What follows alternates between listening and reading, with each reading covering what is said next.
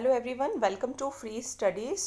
आज हम 2 जुलाई 2021 के करंट अफेयर्स को कवर करेंगे। इनसाइट्स आईएएस की वेबसाइट पर जाकर आप क्विज एंड मेंस के आंसर राइटिंग करके देख सकते हैं। यहाँ से आप करंट अफेयर्स की वीडियो सुनिए, शॉर्ट नोट्स बनाइए एंड फिर आप डेली इनसाइट्स आईएएस की वेबसाइट पर जाकर क्विज डेट वाइज वहाँ पर अपलोड होती है, उसे सॉल्व कीजिए। मेंस के क्वेश्चंस अपलोड होते हैं, उनके आंसर्स लिखने की कोशिश करें। ठीक है, नेक्स्ट ईयर के लिए ट्राई कर रहे हैं तो बहुत ज़रूरी है कि आप आज से ही प्रैक्टिस करें, प्रीलिम्स भी हो चाहे मेंस भी हो। थोड़े थोड़े अगर आप शॉर्ट नोट्स की तरह बनाना शुरू करेंगे, जैसे वीडियोस के थ्रू बनाएंगे, तो जो मेंस के क्वेश्चंस होंगे उसके लिए भी आपको मटेरियल मिलना शुरू हो जाएगा। एंड जो इस साल के लिए प्रिपेयर कर रहे हैं तो ऑब्वियसली आपको बहुत सारे क्वेश्चंस प्रैक्टिस करने हैं, मॉक टेस्ट लगाने हैं। ठीक है, तो क्योंकि एग्ज़ाम जो है वो 10 अक्टूबर को है, तो सभी को all the very best. And बहुत ही कम समय बचा है, तो बिल्कुल अपना जो टाइम है वो डेडिकेटली एंड जो भी पढ़ें वो अच्छे से पढ़ें। चलिए, तो आज हम क्या क्या पढ़ने वाले हैं। जीएस पेपर 1 में हम देखेंगे कि प्रोटेक्शन ऑफिसर्स कौन होते हैं। यूएन पीस कीपिंग के बारे में पढ़ेंगे, काफ़ी बार हम ये ऑलरेडी पढ़ चुके हैं। गगनयान के बारे में पढ़ेंगे, साइबर सिक्योरिटी इंडेक्स के बारे में पढ़ेंगे, चमोली डिज़ास्टर जो कि हमने काफ़ी महीने पहले ही देखा था, जब वहाँ पे एवलांच आया था, तो उसको भी आज हम दोबारा से देखेंगे। इंद्रजाल देखेंगे क्या होता है, नेट्रैक्स है या नत्रक्ष है तो इसको भी देखेंगे। सरल संचार पोर्टल क्या है, एनफोर्सिंग कॉन्ट्रैक्ट्स पोर्टल क्या है, तो ये सब आज हम देखने वाले हैं। तो सबसे पहले शुरू करते हैं protection officers in addressing domestic violence. देखिए, घरेलू हिंसा, डोमेस्टिक वायलेंस, इसके एक्ट भी हैं, काफ़ी लोगों को पता ही नहीं है। तो इस एक्ट के अंदर देखिए क्या क्या होता है, जैसे पुलिस हो, फॉर एग्जाम्पल किसी महिला के साथ कोई डोमेस्टिक वायलेंस होता है, एंड इसके अंदर देखिए किसी मेल के साथ डोमेस्टिक वायलेंस भी हो सकता है। ये ज़रूरी नहीं है कि हमेशा विमेन के साथ ही हो। तो देखेंगे इस एक्ट में क्या क्या जो बेनिफिट्स हैं वो अवेलेबल हैं एंड किस किस के लिए अवेलेबल है, क्या पुलिस सिस्टम है, क्या लीगल एड सर्विसेज मिलती हैं, health system, service provider, shelter services, one stop centres, तो यही इसका एम है। तो यहाँ पर जो नेशनल कमीशन फॉर वुमेन है वो लाल बहादुर शास्त्री, देखिए अगर आपका एग्ज़ाम क्लियर हो जाएगा, तो मेरा एग्ज़ाम अगर क्लियर हो जाएगा तो हमें यहाँ जाने का मौका मिलेगा लबासना में, जो कि Lal Bahadur Shastri national academy of administration है मसूरी के अंदर। तो यहाँ पे ट्रेनिंग होती है प्रोटेक्शन ऑफिसर्स की, ताकि डोमेस्टिक वायलेंस को वो एड्रेस कर सकें। तो आपको भी इसी मुकाम पर पहुँचने के लिए मेहनत करनी है एंड यहीं से रिलेटेड तो मेरे ख्याल से अब आप इसको नहीं भूलेंगे। तो नेशनल कमीशन फॉर वुमेन दोनों मिलकर काम कर रहे हैं। तो यहाँ पे वो एक तरीके से फैसिलिटेटर की तरह काम करेंगे विमेन एंड कोर्ट के बीच में। तो यहाँ पे जो प्रोटेक्शनर ऑफिसर होगा वो कोई भी विमेन अगर कोई कंप्लेंट फाइल करती है तो मजिस्ट्रेट के पास जाने से पहले उनको नेसेसरी रिलीफ प्रोवाइड करना, मेडिकल एड प्रोवाइड करना, लीगल एड प्रोवाइड करना, काउंसलिंग देना, एक सेफ शेल्टर देना। डोमेस्टिक वायलेंस हुआ है, अगर उसी घर में रखेंगे, उसी के खिलाफ वो लेडी शिकायत कर रही है, तो क्या वो उस घर में सेफ है? नहीं है ना। तो उसको किसकी और सेफ शेल्टर की ज़रूरत है और असिस्टेंस की ज़रूरत है। ज़रूरी नहीं है कि उस वुमेन के पास पैसे भी हों, तो मॉनिटरी नीड भी होती है। सो वो ये जो सब फैसिलिटीज़ है वो प्रोटेक्शन ऑफिसर्स क्या करेंगे, प्रोवाइड करेंगे। नाउ एलिजिबिलिटी क्या है, तो एलिजिबिलिटी ये है कि जो भी रूल्स कहे गए हैं तो उसके अकॉर्डिंग स्टेट गवर्नमेंट को कम से कम एक प्रोटेक्शन ऑफिसर को हर जुडिशियल मजिस्ट्रेट के अंदर अपॉइंट करना होगा। जो प्रोटेक्शन ऑफिसर्स हैं वो गवर्नमेंट ऑर्गेनाइजेशन या फिर कोई एनजीओ के भी हो सकते हैं, लेकिन उन्हें कम से कम 3 साल का एक्सपीरियंस होना चाहिए सोशल सेक्टर में। एंड बहुत अच्छा होगा अगर वो विमेन ही हों, क्योंकि एक विमेन दूसरी विमेन का दुख समझ सकती है, ये सोचकर ये रखा गया है। देन देखिए चैलेंजेस क्या है। तो ये जो एक्ट था डोमेस्टिक वायलेंस एक्ट 2005 का है, तो ये 12 साल पहले इम्प्लीमेंट हुआ था, इंट्रोड्यूस हुआ था। नाउ इसके कुछ प्रोविजंस जो हैं उनका जो इम्प्लीमेंटेशन है वो कंट्री के अंदर बराबर बराबर नहीं है। मतलब कहीं पे तो बहुत अच्छे से फॉलो किया जाता है ये एक्ट एंड कहीं पे बहुत अच्छे से फॉलो नहीं किया जाता। काफ़ी सारी स्टेट्स के अंदर प्रोटेक्शन ऑफिसर्स को अपॉइंट ही नहीं किया गया है। एंड जो भी मीन्स इनकी जो क्वालिफिकेशन है हर स्टेट के अंदर वो भी डिफरेंट है, तो ये भी प्रॉब्लम है। मीन्स प्रोटेक्शन ऑफिसर किस स्टेट में कितने होंगे ये नंबर भी डिफरेंट है। तो कुछ स्टेट्स के अंदर काफ़ी कम प्रोटेक्शन ऑफिसर्स हैं, कुछ स्टेट्स के अंदर बहुत ज़्यादा प्रोटेक्शन ऑफिसर्स हैं, तो ये सब इसकी प्रॉब्लम है। तो प्रोटेक्शन ऑफिसर्स क्या होते हैं जो फुल टाइम वर्कर्स हो, लेकिन Delhi is not the only state where this rule is फ्लॉटेड।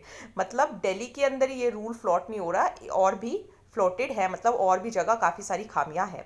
तो काफ़ी सारी ये इसकी प्रॉब्लम्स है कि पीपल को अवेयर ही नहीं है कि हाँ ऐसे प्रोटेक्शन ऑफिसर्स भी होते हैं, एंड जो प्रोटेक्शन ऑफिसर्स हैं वो खुद भी क्लियर नहीं होते कि क्या क्या कानून है।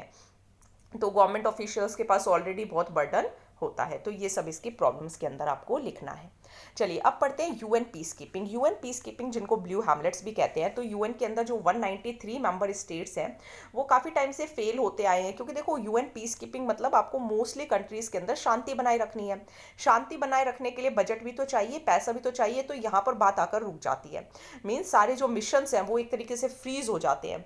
तो जो ब्लॉक का काम करते हैं, मीन्स जो रुकावट का काम करते हैं, वो करते हैं चाइना एंड अफ्रीकन कंट्रीज़। मतलब वो लास्ट मिनट रिक्वेस्ट इतनी ज़्यादा करते हैं कि हमें ये चाहिए या वो चाहिए।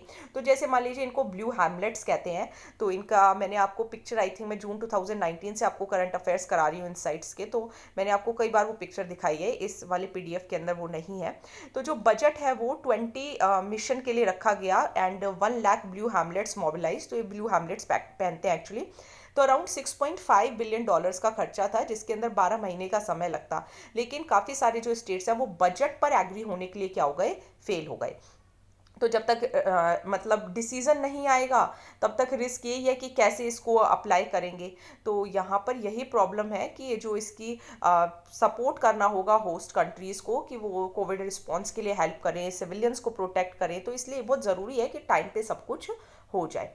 तो यूएन पीस कीपिंग की फंडिंग कहाँ से होती है, अब ये पैसा आता कहाँ से है? तो देखिए जो भी डिसीजंस होते हैं कि सिक्योरिटी, यूएन सिक्योरिटी काउंसिल भी होती है ना, तो यूएन सिक्योरिटी काउंसिल का मतलब ही यही है कि आपको सब लोगों को सेफ रखना है, तो एक तरीके से पीस बना के रखनी है। तो यूएन सिक्योरिटी काउंसिल के जो भी डिसीजंस लेती है पीस कीपिंग के लिए, तो जो भी फाइनेंसिंग होती है वो सभी यूएन मेंबर स्टेट्स ही देते हैं। तो अभी 193 मेंबर स्टेट्स हैं, तो वो सभी मेंबर स्टेट्स पैसे देंगे। हर मेंबर स्टेट अपना शेयर देते हैं अकॉर्डिंग टू आर्टिकल 17, जो कि यूएन के चार्टर के अकॉर्डिंग ही है। ये आप देख सकते हैं टॉप 5 जो प्रोवाइडर्स है वो क्या है, यूएस है। तो अगर डोनाल्ड ट्रंप का बस चलता तो वो यहाँ पे भी अपना हाथ जो है वो पीछे खींच लेते, लेकिन यूएस है। फिर चाइना है, चाइना एंड यूएस के अंदर आजकल काफ़ी ज़्यादा इंटरनेशनल रिलेशंस अगर आप पढ़ रहे होंगे तो काफ़ी प्रॉब्लम है इनके रिलेशंस में। फिर जापान है, देन जर्मनी, देन यूके। ठीक है, तो इस तरीके से आप ध्यान रखिएगा। चलिए, पीस कीपिंग का मतलब यही कि आज जो department of peace operations and department of operational support के बीच में एक एफर्ट है कि हमें शांति बनाए रखनी है। And her peace keeping mission को अथोराइज्ड कौन करता है, सिक्योरिटी काउंसिल। देखो पीस कीपिंग से ही आप समझ जाना कि सिक्योरिटी काउंसिल का रोल है, जनरल असेंबली का रोल नहीं है। यूएन पीस कीपर्स को ब्लू बैरेट्स या ब्लू हैमलेट्स भी कहते हैं, क्योंकि ये जो इनके अंदर सोल्जर्स भी होते हैं, पुलिस ऑफिसर्स भी होते हैं, सिविलियन पर्सोनल भी होते हैं, तो ये ब्लू कलर के हेलमेट्स वगैरह पहनते हैं। ओके, तो ये इसका आपका टॉपिक हो गया। ये 3 प्रिंसिपल्स आपको ध्यान रखने हैं।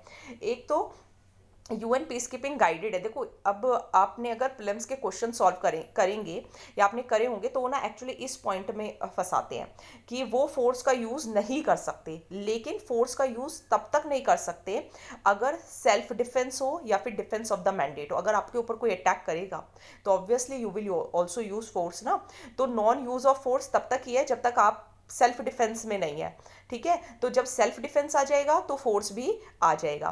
तो नॉन यूज ऑफ फोर्स है, इम्पार्शियलिटी है, कॉन्सेंट ऑफ पार्टीज है। तो ये 3 पॉइंट्स आपको ध्यान रखने हैं। अगर आप प्रीलिम्स के क्वेश्चन सॉल्व करेंगे तो आपको ये पॉइंट्स जरूर देखने को मिलेंगे। देन देखते हैं गगनयान। तो गगनयान एक अनक्रूड मिशन है जो कि दिसंबर के अंदर प्लान किया जा रहा है। एंड जो भी सैटेलाइट से रिलेटेड चीज़ें होती है तो वो इंडियन स्पेस रिसर्च ऑर्गेनाइजेशन ही प्लान करती है। नाउ चैलेंजेस इसीलिए आ रहे हैं क्योंकि लॉकडाउन की सिचुएशन बनी रही कोविड-19 की वजह से। तो जो हार्डवेयर्स जो बनने थे उनकी डिलीवरी में प्रॉब्लम आई। तो यहाँ पे जो 2 अनक्रूड फ्लाइट्स है तो उनका एम यही है कि इस मिशन को कैरी किया जाए। नाउ ये अनाउंस किया था प्राइम मिनिस्टर नरेंद्र मोदी ने जब 15 अगस्त 2018 2018 को, यानी कि अराउंड अराउंड आप लगा सकते हैं मतलब 3 साल होने को आ जाएंगे। तो इनिशियल टारगेट यही था कि 75th हम अपने साल जो है सालगिरह नहीं बोल सकते, हम अपनी एनिवर्सरी एक तरीके से मना रहे हैं, क्योंकि हमारा देश आज़ाद हुआ था 1947 में, तो 75 साल हो जाएंगे। तो गगनयान छोड़ने की तब पूरी पूरी उम्मीद है। एंड 4 जो एस्ट्रोनॉट्स होंगे वो ट्रेनिंग भी ले रहे हैं रशिया के अंदर। एंड इसके अंदर एक व्हीकल लॉन्चर को भी यूज़ किया जाएगा, दैट इज़ GSLV MK3। तो जी से गगनयान, जी से GSLV, ठीक है, तो PSLV नहीं है। क्या क्या फ़ायदे होंगे, देखो वो बनेगा तो जो स्टील की इंडस्ट्रीज़ हो गई, तो 60% जो इक्विपमेंट होंगे वो फ़ायदा देंगे, प्राइवेट सेक्टर को फ़ायदा देंगे, रोज़गार मिलेगा, 15,000 नई एम्प्लॉयमेंट अपॉर्चुनिटीज़ आएंगी, जिसमें से 13,000 तो प्राइवेट में ही होंगी। रिसर्च एंड डेवलपमेंट होगी तो थोड़ा और पता चलेंगी, माइनिंग के बारे में पता चलेगा, प्लानट के बारे में पता चलेगा, मोटिवेशन मिलेगा। मोटिवेशन बहुत बड़ी चीज़ होती है, मोटिवेशन से इंसान बहुत कुछ कर सकता है। प्रेस्टीज मिलेगी हमें भी, बाकी इंटरनेशनल लेवल पे भी मिलेगी, ठीक है, तो ये इंपॉर्टेंट है। चलिए नेक्स्ट टॉपिक देखेंगे, साइबर सिक्योरिटी इंडेक्स 2020। तो देखिए यूएन की एक स्पेशलाइज्ड एजेंसी है ITU, that is international telecommunication union. देखो ऐसे ध्यान रखना, इट इज ग्लोबल, तो ग्लोबल है तो इंटरनेशनल है, ओके। साइबर से ध्यान रख सकते हो आप टेली कम्युनिकेशन। तो इन्होंने ये रिपोर्ट जो है वो रिलीज किया है, इंडेक्स रिलीज किया है। ये देखते हैं कि इंटरनेशनल लेवल पे जो कंट्रीज है वो कितनी कमिटेड हैं कि साइबर लेवल पर भी सिक्योरिटी रहे। For example I am also teaching on internet, so am I eligible, means क्या मैं साइबर सिक्योरिटी है या नहीं है। जैसे देखो आप कमेंट सेक्शन के अंदर ना कभी कभी लिखे आते हैं कमेंट्स टू, जबकि नीचे कोई भी कमेंट्स नहीं होते, तो मीन्स कोई भी जैसे अब्यूजिव कोई video upload means link share कर देते हैं, तो वो इस तरीके से मतलब लिंक डालते हैं कि जो ऑनर होता है मीन्स जो चैनल का, वो पता भी ना चले उस पर्सन को। तो जब हम उसको क्रोम में जाके खोलते हैं तो तब वो दिखता है। तो इसीलिए तो ये साइबर सिक्योरिटी की यहाँ पे बात आ जाती है। तो कंट्रीज के 5 पिलर्स होने चाहिए, एक तो लीगल कानून हो, ऐसे टेक्निकल भी पता होना चाहिए, ऑर्गेनाइजेशंस होनी चाहिए, कैपेसिटी होनी चाहिए, कॉपरेशन होना चाहिए। तो यहाँ पे कंट्रीज को 82 क्वेश्चंस पूछे जाते हैं एंड 20 इंडिकेटर्स पर वो मेजर किए जाते हैं। तो इंडिया की रैंक जो है वो 10th है एंड हम इम्प्रूव हुए हैं। पहले हमारी देखिए रैंक 47 से अब सीधा 10th हो गए हैं। तो एशिया पैसिफिक रीजन में बात करें तो हमारी रैंक 4th है, चाइना एंड पाकिस्तान 33 एंड 79 पे। तो यहाँ पे चाइना काफ़ी पीछे है हमसे, 33 पे ही है। टॉप 5 आप ये ध्यान रख सकते हैं, देखो यूएस सबसे पहले है, फिर यहाँ पे यूके एंड सऊदी अरेबिया है, then Estonia, then 4th number पे 3 SSS हैं, South Korea, Singapore, Spain, then आपका RUM है, ठीक है, तो this is Russia, United Arab Emirates and Malaysia. चलिए तो चैलेंजेस क्या है, देखो डिजिटल गैप्स हैं तो उससे काफ़ी अनसस्टेनेबल एनवायरनमेंट बना रहता है। डिजिटल रिलायंस जो है वो बढ़ रहा है, क्योंकि डिजिटल जैसे अब कोविड-19 के टाइम पे सब घर पे ही थे, तो उसी से ऑनलाइन डिलीवरी हुई, पेमेंट आप कर सकते हो, पढ़ सकते हो, तो डिजिटल रहना बहुत ज़रूरी है। टेररिस्ट भी यूज़ करते हैं साइबर स्पेस को अटैक्स वगैरह करने के लिए, तो इंडिया काम कर रहा है कि अपनी साइबर सिक्योरिटी स्ट्रैटेजी बनाए। सर्ट क्या है, कंप्यूटर इमरजेंसी रिस्पॉन्स सिस्टम, ताकि हम एक ऐसा वो बना सके नेशनल एंड गवर्नमेंट लेवल पे कि वहां पर जो हैकर्स हैं वो कुछ मीन्स चीज़ों को गलत तरीके से यूज़ ना कर पाएँ। Online cyber crime reporting portal है, जैसे अगर मुझे कोई लिंक ऐसा दिख जाता है तो उस पर डायरेक्टली ऑप्शन आता है रिपोर्ट करने का, तो अगर आपको भी दिखता है तो आप भी डायरेक्टली उसको रिपोर्ट कर सकते हैं। तो उससे फिर वो क्या करते हैं, उनको देखते हैं एंड फिर उनकी वीडियोज़ वगैरह क्या हो जाती हैं, डिलीट हो जाती हैं। तो अगर कोई चाइल्ड से रिलेटेड सेक्शुअल अब्यूज़ मटीरियल है, रेप से रिलेटेड, गैंग रेप से रिलेटेड, सेक्शुअली एक्सप्लिसिट कॉन्टेक्ट है, पोर्नोग्राफी है बच्चों से रिलेटेड, तो इसके लिए एक पोर्टल होना चाहिए, ठीक है। एंड इंडिया ने एक साइबर क्राइम कोऑर्डिनेशन सेंटर भी बनाया है जिसका नाम दिया है I4C, क्योंकि देखो इसके अंदर 4 C हैं, साइबर है, क्राइम है, कोऑर्डिनेशन एंड सेंटर है। एक national critical information infrastructure protection centre भी बनाया हुआ है। तो अगर मेंस में आता है तो ये सब पॉइंट्स आपको लिखने होंगे कि इंडिया ने क्या क्या किया हुआ है, तो ये सब किया हुआ है। तो देखिए 7 फरवरी को चमोली डिस्ट्रिक्ट उत्तराखंड के अंदर फ्लैश फ्लड्स हो गए थे, जिसकी वजह से 72 लोगों की डेथ हो गई थी एंड 200 से ज़्यादा लोग जो थे वो मिसिंग हो गए, गायब हो गए। अब जियोलॉजिकल सर्वे ऑफ इंडिया ने अभी थोड़े दिन पहले भी आया था कि वो बोल रहे थे कि कुछ ऐसा हो रहा है, लेकिन जब ऊपर हेलीकॉप्टर से जाकर देखा गया तो कुछ भी ऐसा नहीं पाया गया था। तो अब दोबारा से जियोलॉजिकल सर्वे ऑफ इंडिया ने रिपोर्ट पब्लिश किया है कि जो फ्लड्स थे वो इसी वजह से थे क्योंकि snow, ice, rock, avalanche means जब एकदम तेजी से सब कुछ गिरता है। तो कहाँ पे? रौंथीगढ़ वैली पे। ठीक है, तो ये ऋषि गंगा जो वैली है वहाँ पे आपको देखने को मिलेगा। तो एकदम से आउटबर्स्ट हुआ, मीन्स एकदम से बहुत तेज पानी आया। एंड 7 फरवरी को जो तपोवन रेनी एरिया है चमोली डिस्ट्रिक्ट का, तो वहाँ पे जो धौली गंगा एंड जो अलकनंदा रिवर है, तो वहाँ पे एकदम बहुत ही फ्लैश फ्लड आ गई, बाढ़ आ गई, घर तबाह हो गए। एंड जो ऋषि गंगा प्रोजेक्ट था वो भी थोड़ा खराब हुआ। Now glacier lake outburst flood यही है कि जो डैम जहाँ पे बनाया हुआ था कि वो रोक पाएगा तो वो फेल हो गया। नाउ सडन एकदम बहुत सारा पानी आ गया, मतलब आवर्स 2 डेज के अंदर रैपिड इवेंट्स हुए, बहुत सारा रिवर डिस्चार्ज हुआ, तो ये सब प्रॉब्लम वहाँ पे आई। अब क्यों ऐसा होता है? क्योंकि देखो बार बार इरोजन हो रहा है, मिट्टी हट रही है, पानी का प्रेशर बहुत हाई हो जाता है, स्नो रॉक के ऊपर है, अगर वो स्नो रॉक के बीच में स्नो पिघल गई तो वो रॉक नीचे ही आएगा। अर्थक्वेक है अगर आइस के नीचे, तो अर्थक्वेक हटेगा तो वो आइस जो होगी, वो ग्लेशियर जो होगा वो पिघलेगा, मीन्स एकदम फटेगा, तो उससे क्या होगा? बारिश जो है, ग्लेशियर जो होता है वो किससे बना होता है? आइस से ही तो बना होता है। तो अगर वो फट जाएगा तो वो पानी पानी हो जाएगा। ठीक है, चलिए अब फैक्ट्स फॉर प्लिम्स देखेंगे। सबसे पहले देखेंगे इंद्रजाल क्या है। तो इंद्रजाल एक ड्रोन डिफेंस डोम है। अभी हमने देखा जम्मू कश्मीर के अंदर जो पाकिस्तान वाले हैं उनका कैसे जो ड्रोन था वो आया। तो यहाँ पे हैदराबाद बेस्ड एक technology research and development firm है, जेने या मे बी इसको रेने बोलते हो, रोबोटिक्स। इन्होंने इंडिया का पहला खुद का बनाया हुआ एक डिफेंस डोम बनाया है, इंद्रजाल। तो ये 1000 से लेके 2000 स्क्वायर किलोमीटर तक देख सकता है अनमैन्ड एरिया व्हीकल्स। तो देखो जो ड्रोन होते हैं वो अनमैन्ड ही तो होते हैं, उनके ड्रोन के अंदर कोई आदमी थोड़ी बैठा होता है, तो वो इतने छोटे छोटे होते हैं, जैसे आपने शादी में भी देखे होंगे। तो ये अनमैन्ड एरियल व्हीकल्स हो गए। तो लो रेडार क्रॉस सेक्शन हो गए। लो रेडार क्या होता है? जैसे अब देखो इसराइल ने गाजा जो थी, उन्होंने इसराइल के ऊपर जब सैटेलाइट्स छोड़ी तो उन्होंने क्या करा? उसको रेडार्स के थ्रू पहचान लिया एंड फिर उनको वहीं पे तबाह कर दिया एंड फिर अपनी सैटेलाइट से गाजा वालों को नुकसान किया। तो लो रेडार, तो रेडार को पहचान लेते हैं। तो इस तरीके का जाल जो होता है, ये देखो ये जाल जो है वो बिछाया हुआ है। तो ये है अपना खुद का बनाया हुआ डिफेंस डोम सिस्टम। ठीक है, तो इस तरीके से ये क्या करते हैं? पहचान लेते हैं। देन देखते हैं नेट्रैक्स क्या है। That is national automotive test tracks. तो ये हाई स्पीड ट्रैक है जो कि इंदौर के अंदर है। मीन्स एक सबसे बड़ा ट्रैक है एशिया के अंदर, 11.3 किलोमीटर का, वर्ल्ड का 5th high speed test track है। यहाँ पे क्या होता है? रिसर्च एंड डेवलपमेंट, एक वन स्टॉप सॉल्यूशन है हाई स्पीड परफॉर्मेंस टेस्ट के लिए। जैसे व्हीकल्स हो गए, 2 व्हीलर से लेके बड़े बड़े ट्रैक्टर्स हो गए, तो उनकी स्पीड जो होती है वो यहाँ पर टेस्ट की जाती है।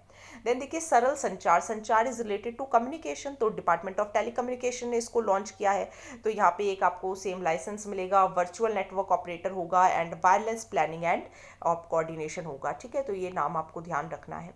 चलिए आज का लास्ट पोर्टल देखेंगे, enforcing contracts portal. Enforcing contracts मतलब किसी चीज़ को एनफोर्स कराना, काम में लाना।